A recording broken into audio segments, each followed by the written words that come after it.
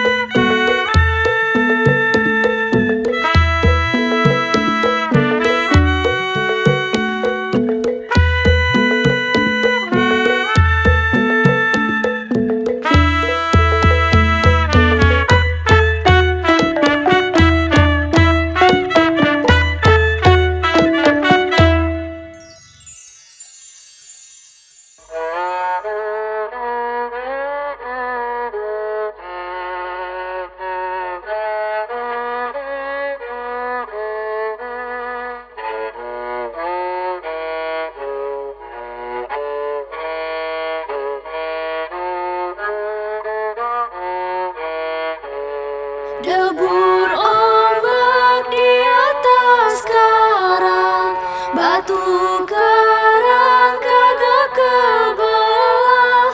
Sungguh sayang anak sekarang, belajarnya kudu di rumah. Beli celana di pasar baru, naik kuda kakinya patah. Semoga corona cepat berlalu. Diam di rumah udah kagak betah. Pergi ke Lampung, ke rumah Ujang, ke Surabaya, mampir di Jogja. Walau corona lagi menerjang, seni budaya harus kita jaga.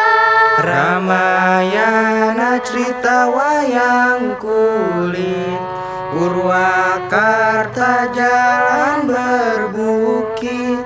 Virus corona bikin kita sulit. Kota Jakarta kudu bangkit.